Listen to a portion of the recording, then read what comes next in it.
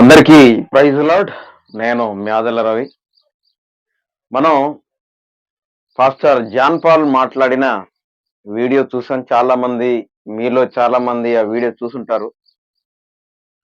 అభినయ్ దర్శన్ దొంగ, అజయ్ బాబు దొంగ అనే ఆ వీడియోలు జాన్ పాల్ మరియు చాలా మంది కొంతమంది మాట్లాడారు.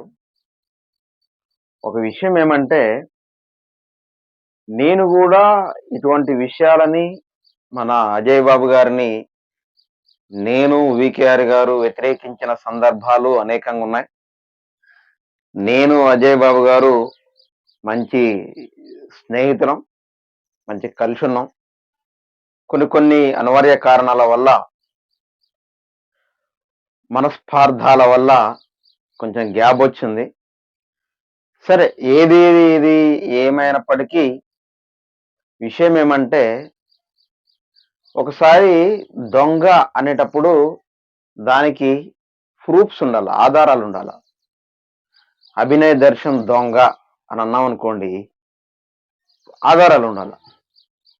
పాస్టర్ అజయ్ బాబు దొంగ అని అన్నారనుకోండి, ఆధారాలు ఉండాలి.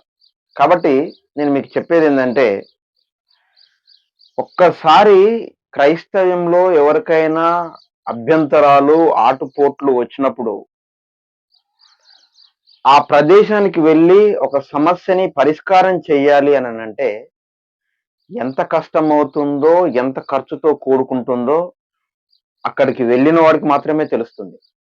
లేదా ఆడికి వెళ్ళిన తర్వాత కేసులు పెడితే పోలీస్ స్టేషన్కి పోవడానికి, కోర్టుకు పోవడానికి, జైలు ఎత్తే జైలుకు పోవడానికి ఎంత ఖర్చు అవుతుంది, ఆర్థికంగా, మానసికంగా ఎంత స్ట్రగుల్ అవుతాం.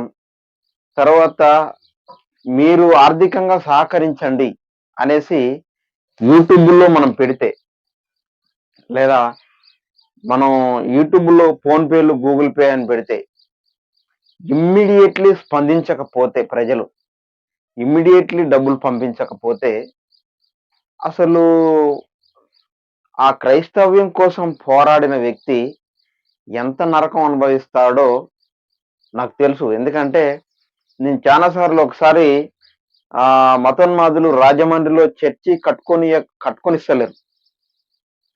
అక్కడి నుంచి వెళ్ళి, రాజమండ్రి నుంచి వెళ్ళి నాకు కాల్ చేశారు.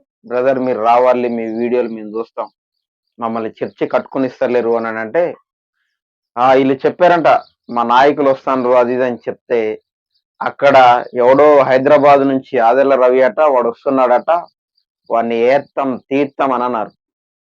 నేను, మా అన్నయ్య, మా అల్లుడు, వేణు జోసఫ్ బ్రదరు, ఇంకా కొంతమంది మేము కలిసి వెళ్ళాం. మమ్మల్ని ఎవడక్కడ చంపలేదు, ఎవడు కొట్టలేదు, ఎవడు తిట్టలేదు. అక్కడ ఉన్న ఎంఆర్ఓ తోటి, పోలీసులతోటి మాట్లాడి సమస్యని పరిష్కరించి వచ్చాం. ఒక ప్రదేశం నుండి మరో ప్రదేశానికి పోవడానికి అతి భయంకరమైన ఖర్చు అవుతుంది. పోయేటప్పుడు ఒక్కరు ఇద్దరైతే పోం కదా, దాదాపు ఒక 10 మంది 15 మందిని వేసుకొని పోవాల్సి వస్తుంది. ఆ రోజంటే మేము ట్రైన్లో పోయాం కాబట్టి తక్కువ అమౌంట్తో అయిపోయింది. ఈ రోజుల్లో కార్లలో వెళ్ళాలి, చాలా మందిని తీసుకొని పోవాలి కాబట్టి ఖర్చులు అధికంగా అవుతాయి. మేము అంటే నేను చాలా తక్కువ పెడతాను ఫోన్పేలు, గూగుల్ పేలు. ఎందుకనంటే ఎవరి పరిస్థితులు ఎలా ఉన్నాయో అని వారి పరిస్థితులను అర్థం చేసుకొని, నా పరిస్థితి ఎలా ఉన్నా వాటిని పక్కన పెట్టేసి ఫోన్పేలు, గూగుల్ పేలు అనేది పక్కన పెడతాం. ఫోన్పేలు, గూగుల్ పేలు పెట్టినంత మాత్రాన కొత్త పేర్లు పెడతా ఉన్నారు. ఏంటి, ఒకడేమో ఆన్లైన్ బెగ్గర్ అంటాడు, ఒకడేమో దొంగ అంటాడు, ఇంకొకడేమో ఇంకో పేరు పెడతాడు. వాస్తవానికి ఫోన్పేలు, గూగుల్ పేలు పెట్టి ఏ పనికైతే ఫోన్పే అని పెట్టారో, ఏ పనికైతే గూగుల్ పే అని పెట్టారో, ఆ పని, ఆ కార్యం నిర్వర్తించకుండా, ఆ కార్యం చేయకుండా ఫోన్పేలు, గూగుల్ పేలు పెట్టి అక్రమంగా డబ్బులు క్రైస్తవ ప్రజల దగ్గర అన్యాయంగా అక్రమంగా డబ్బులు తీసుకుంటే అది చాలా తప్పు. కానీ మనం పని చేస్తా ఉన్నాం. నాకు తెలిసి బ్రదర్ అభినయ్ దర్శన్ ఈ మధ్య కాకినాడకి వెళ్ళాడు, నాకు బాగా నచ్చాడు. ఎందుకంటే ప్రజలు ఎంత డబ్బులు పంపిస్తున్నారు అన్నది లెక్క కాదు. ఎవడైతే క్రైస్తవ ఉద్యమకారుడున్నాడో వాస్తవానికి తనకి ఒకవేళ ఫౌండేషన్ ఉంటే ఫౌండేషన్‌లోను, అకౌంట్ ఉంటే అకౌంట్‌లోను అనుకున్న దానికంటే సమృద్ధిగా 4 పైసలుంటేనే మంచిది అని నా అభిప్రాయం. ఎందుకంటే రేపొద్దున ఎవడు జైల్‌లో ఏస్తాడో తెలియదు. ఎవడు పోలీస్ స్టేషన్‌లో ఏస్తాడో తెలీదు. ఎవడు కొడతాడో తెలియదు. ఎవడు చంపుతాడో తెలీదు. ఎవడు తిడతాడో తెలవదు. పోలీస్ స్టేషన్ నుండి కోర్టు, కోర్టు నుండి జైలుకు ఎన్నో ఖర్చులు, ఎన్నో బాధలు, ఎన్నో ఇబ్బందులు. జాన్ పాల్ బ్రదర్ ఏమో నాకేం శత్రువు గాదు. ఆయనకి ఈ వీడియో ముఖంగా నేను తెలియజేస్తా ఉన్నాను. ఆయన నంబర్‌కి కూడా ఈ వీడియోని పంపిస్తాను. జాన్ పాల్ బ్రదర్ ఒక్కసారి ఒక మాట అనే ముందు మనం ప్రతిదాన్ని గమనించాలి క్షుణ్ణంగా. ఫోన్ పేలు, గూగుల్ పేలు పెట్టి అక్రమంగా దండుకోవటం కాదు గానీ, ఎప్పుడైనా ఒక క్రైస్తవుడు జైలు పాలయ్యాడు, లేదా అక్కడ చర్చి కూలిపోయిందట, కూలగొట్టారట మతోన్మాదులు. ఇక్కడ చర్చిని తగలబెట్టారట, లేకపోతే ఒక పాస్టర్‌ని కొట్టారట, ఒక పాస్టర్‌ని తన్నారట అనే విషయాలను విన్నప్పుడు రక్తం రగరగ మరగబడి, తిరగబడి, మనసులో బాధపడి, చింతపడి, వేదన పడి మనం పోతా ఉంటాం. మేము పోతా ఉంటాం. జాన్ పాల్ బ్రదర్ మీరు ఎప్పుడైనా, ఎక్కడైనా ఒక క్రైస్తవ్యంలో ఎవడికైనా ఆపదొచ్చింది. ఒక పాస్టర్ ఎవరో పాస్టర్‌ని కొట్టారు, చర్చిని కూలగొట్టారు, చర్చిలో కొట్టారట. పాస్టర్ గారి భార్య కడుపుతో ఉందట. ఆవిడని కాళ్ళతో తన్నారట. ఆ చర్చిలో ముసలివాళ్ళున్నారట. ఆ ముసలివాళ్ళని కొట్టారట అన్నప్పుడు, నేను గాలిలో దీపం పెట్టి దేవుడా! దేవుడా! అంటానని మీరెప్పుడు మాత్రం అనుకోమాకండి. మిమ్మల్ని ఇటువంటి నేను మాటలు మాట్లాడేటప్పుడు నన్ను శత్రువుగా భావించకండి. శత్రువుగా భావించినా చేసేదేం లేదు. ఎందుకంటే నీతికి, నిజాయితీకి కేర్ ఆఫ్ అడ్రస్ నేను. మీరు వాడు నీలరాజు అనేటోడు ఒకడున్నాడు. అరే అట్లా చేయకురా నాయనా అని చెప్తే రివర్స్‌లో నా మీదనే నేనెక్కడ హాస్పిటల్‌లో పనిచేస్తున్నా, నా హాస్పిటల్ ఎక్కడ, నేనేం చేస్తున్నాను, నా తప్పులేమున్నాయో తెలుసుకోవడానికి ప్రయత్నం చేసి యూట్యూబ్‌లో మాట్లాడడానికి ప్రయత్నం చేశాడు. వాడికి ఆవు గింజంత కూడా దొరకదు. అట్లాంటి పరిస్థితులు రావు. కాబట్టి నేనొక క్రైస్తవ సోదరునిగా నీకు చెప్తా ఉన్నాను మీకు జాన్ పాల్ బ్రదర్. విషయం ఏమంటే ఎప్పుడైనా గూడా ఒకరిని ఖండించేటప్పుడు, ఒకరికి బుద్ధి చెప్పాలనుకున్నప్పుడు పూర్వ పర్వతరాలు మొత్తం పూర్తిగా తెలుసుకొని మాట్లాడాల్సిన అవసరం ఎంతైనా ఉంది. క్రైస్తవ్యం కోసం పోరాడే అభినయ్ దర్శన్ గారు, క్రైస్తవ్యం కోసం పోరాడుతూ జైలు పాలై వచ్చినటువంటి అజయ్ బాబు గారు, క్రైస్తవ్యం కోసం పోరాడుతున్న ఇతరులు ఇంకా చాలా మంది ఉన్నారు. జైలుకి పోయొచ్చారు. కానీ క్రైస్తవ్యం కోసం పోరాడే వాళ్ళ అకౌంట్‌లో 4 పైసలు అధికంగా ఉంటేనే మంచిదని నేను చెప్తా ఉన్నా. ఎందుకనంటే ఎవడో పేర్లు పెడతా ఉన్నారు. బెగ్గర్ అని, ఆన్‌లైన్ బెగ్గర్ అని, ఆ బెగ్గర్ అని, ఆఫ్‌లైన్ బెగ్గర్ అని అట్లాంటివి వద్దండి. ఎందుకంటే రేపొద్దున నేను మొన్నొక రోజు ఏదో ఒక విషయంలో ఎక్కడ ఆ! మేడిపల్లి, కొత్త మేడిపల్లి అనేసి ఏన్కూరు దగ్గర ఒక ఊరుంటుంది. వాళ్ళు అన్యాయంగా, అక్రమంగా జైలు పాలయ్యాడు ఆ బ్రదర్ క్రైస్తవ్యం కోసం పోరాడి అననంటే, నాకు హెల్త్ బాగాలేదు. నా దగ్గర పైసలు గూడా లేవు. ఆరోగ్యం బాగాలేకపోయినా పర్వాలేదు. కనీసం ఒక చిన్నపాటి కారు కిరాయికి తీసుకొని పోతా నేను. ఏమైనా ఆర్థికంగా సహాయం జేయండి అనంటే ఒక్కళ్ళు ఇయ్యలేదు. నా దగ్గరేమో పైసలు లేవు. నేను నా హాస్పిటల్‌కి పోవట్లేదు. నాకే హెల్త్ బాగాలేదు. హెల్త్ బాగాలేకపోయినా పోవాలన్న ఆశ. లోన ఆగట్లేదు. వాళ్ళేమో అక్కడి నుండి ఫోను చేసి, "అయ్యా మీరు రాండి. మీకు దండం పెడతాను." వాళ్ళు ప్రాధేయపడతా ఉన్నారు. వాళ్ళ బాధ చూసి బాధపడాలా? నా కడుపులో నొప్పి బాధ చూసి నేను బాధపడాలా? లేకపోతే క్రైస్తవులెవరు అంతో ఇంతో ఒక రూపాయి కొడితే నేను పోదాం అనుకుంటే ఒక్కడు కూడా ఒక రూపాయి కొడతలేదని బాధపడాలా? కాబట్టి క్రైస్తవ ఉద్యమకారుడు, నీతి, నిజాయితీ, నిబద్ధతగా చేసేవాడు ఎవడైతే ఉంటాడో వాళ్ళ అకౌంట్‌లో 4 పైసలుండడంలో తప్పు లేదు. ఎందుకంటే మళ్ళీ చెబుతున్నాను. కొట్టొచ్చు రేపొద్దున, తిట్టొచ్చు రేపొద్దున, సంపొచ్చు రేపొద్దున, ఫ్యామిలీని చికాకు చేయొచ్చు, పోలీస్ స్టేషన్‌కి పంపొచ్చు, కోర్టుకి పంపొచ్చు, జైలుకి పంపొచ్చు. లేదు. ఇయన్నీ ఏం గాలేదు. రేపొద్దున ఎక్కడనో ఎవడికో పాస్టర్‌కి ప్రమాదం జరిగింది. ఎక్కడనో చర్చ్ కూలగొట్టారు. ఎక్కడనో చర్చ్ తగలబెట్టారు. పాస్టర్ గారి భార్యని ఏదో చేశారు. క్రైస్తవ్యానికి ఏదో అన్యాయం జరిగింది. అక్కడికెళ్ళాలి అంటే 4 పైసలుండాలి. అప్పటికప్పుడు యూట్యూబ్‌లో పెట్టి పైసలు కొట్టండ్రా నాయనా అంటే, ఆ ప్రజల దగ్గర ఉండొచ్చు, ఉండకపోవచ్చు. కొట్టొచ్చు, కొట్టకపోవచ్చు. మరి పైసలు లేకపోతే ఒక 10, 20 మందినేసుకొని అక్కడికి పోలేం గదా! దానికోసం ఆన్‌లైన్ బిగ్గరని, ఆఫ్‌లైన్ బిగ్గరని అట్లా పెట్టకండి. మీరేదో నిన్న బైబిల్‌లో 4 వాక్యాలు తీసి చూపిచ్చారు. యేసు ప్రభు నాలాగా బ్రతకమన్నాడు.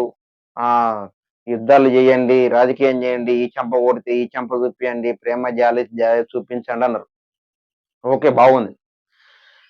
అదే మీ దగ్గరికి అంటే జాన్ పాల్ బ్రదర్ గారి దగ్గరికి ఒక 20 మందొచ్చి మిమ్మల్ని అతి భయంకరంగా కొట్టి, మీ కుటుంబాన్ని మీ మీ కెమెరాలను మొత్తం ధ్వంసం జేసి, మీ చర్చిని మొత్తం ధ్వంసం జేసి, మీ ఇంట్లో ఉన్న ఆడవాళ్ళని అసభ్యకరంగా వాళ్ళతోటి ప్రవర్తించి, మిమ్మల్ని చిత్రహింసలకు గురి జేస్తే మీరేం జేస్తారు? యేసు ప్రభులాగానే కామ్‌గా నోరు మూసుకొని కూసుంటారా? ప్రేమ, జాలి, దయను చూపిచ్చి? లేకపోతే పోలీస్ స్టేషన్‌కి బోయి కనీసం కంప్లెయింట్ కూడా పెట్టరా? భారతదేశంలో ఉన్న రాజ్యాంగాన్ని ఉపయోగించుకోరా? క్రైస్తవులు పొరుగువాడికి సహాయం చేయండి అని చెప్పాడు దేవుడు. పొరుగువాడికి సహాయం చేయండి అని చెప్పేది ఏందది అర్థం?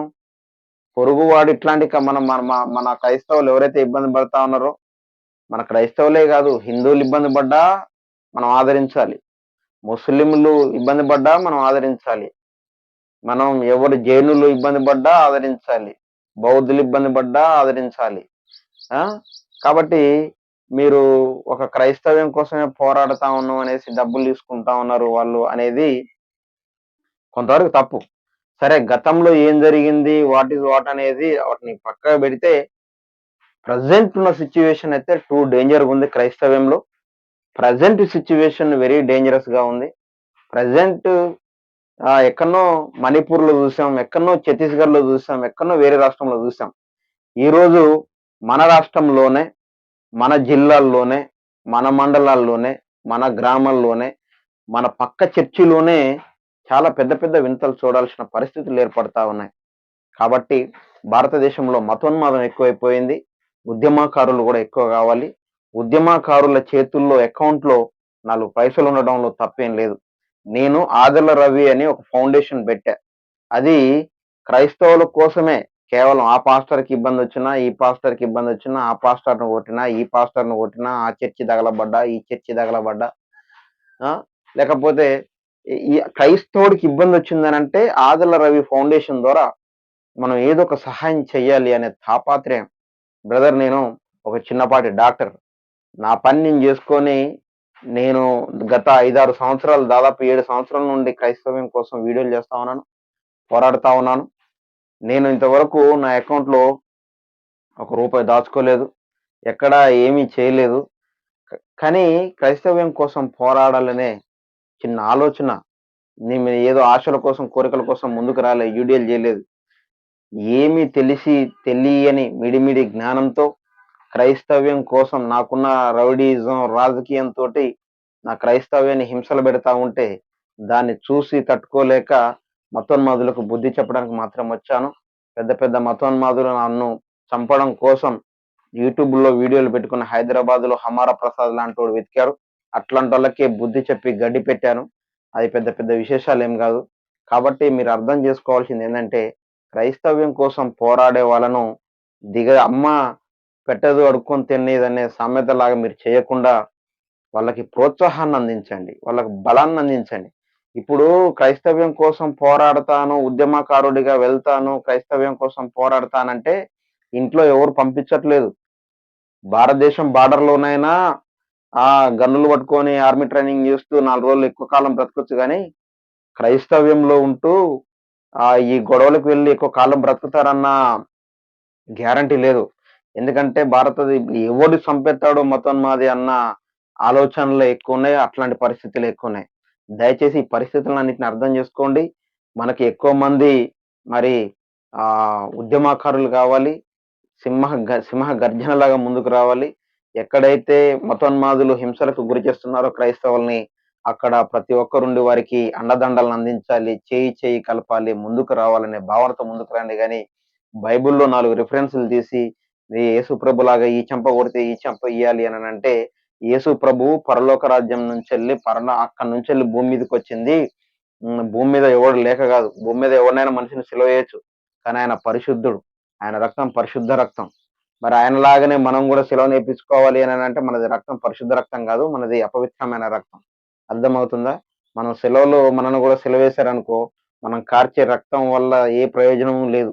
అర్థమైందా? ఎందుకంటే మనది పరిశుద్ధమైన రక్తం కాదు. ఆయన పరిశుద్ధుడు. ఆయన రక్తం పరిశుద్ధమైంది. ఆయన పరిశుద్ధ రక్తం భూమి మీద కార్చి ప్రాణం పెట్టి తిరిగి మూడో రోజు లేస్తే మనకు మోక్షం దొరుకుతుంది. మనం రక్షణ పొందాలి. మన జీవితాన్ని మెరుగుపరుచుకోవాలి. పరలోక రాజ్యంలో నిత్య జీవంలో ఉండాలి. ఒక వాక్యం చెప్పి మోకాళ్ళేసి ప్రార్థన చేసి కొబ్బరి నూనె సిలువేసి ఆమేనని చెప్పి పంపియడమే ప్రార్థన గాదు. అదే గాదు. హతసాక్షిగా మారినోళ్ళు ప్రపంచంలో బైబిల్‌లో ఎంతోమందున్నారు. ఎందుకు మారారు వాళ్ళు హతసాక్షిగా? వాళ్ళు గూడా యేసు ప్రభులా అంటే మామూలుగా మోకాళ్ళేసి ప్రార్థన చేస్తా ఉంటే గూడా వచ్చి నరికి చంపిర్రా హతసాక్షి కావాలంటే? హతసాక్షిగా ఎవడవుతాడో తెలుసా? క్రైస్తవ్యం కోసం పోరాడినోళ్ళనే, క్రైస్తవ్యం కోసం పోరాడితేనే వాళ్ళకి నచ్చక చంపుతారు. వాడే హతసాక్షి అవుతాడు. కాబట్టి ఈ విషయాలను అర్థం జేసుకోండి. మీకేదో నచ్చిన విషయాలను మీకు అనుకూలంగా మలుచుకొని, అనుకూలమైన బోధలు చేయొద్దు. ఈ వీడియో ముఖంగా మీరు హర్ట్ కావద్దు. మీరు హర్ట్ కావడం కోసం, మీరు బాధపడటం కోసం నేను ఈ వీడియో చేయలేదు. మీరు దీన్ని అర్థం చేసుకొని చాలా మంది ఉద్యమకారుల్ని ముందుకు రాకుండా చేసే వీడియోలు మీరు చేయకూడదు. అనేక మంది క్రైస్తవంలోకి ఉద్యమకారులుగా రావడం కోసం ఏమన్నా వీడియోలుంటే చేయండి. క్రైస్తవ్యంలో చాలా దారుణమైన పరిస్థితులు ఎదుర్కొంటున్నాం గాబట్టి, మీరు వాటినన్నిటిని గమనిస్తారని, మరి ఇంకోసారి అట్లాంటి వీడియోలు మీరే కాదు ఎవరు చేసినా ఖండిస్తారని తెలియజేస్తూ, ప్రేమపూర్వకంగా వందనాలు తెలియజేస్తున్నాను. నేను మీ ఆదర్ల రవి. అందరికీ ప్రైజ్ లార్డ్.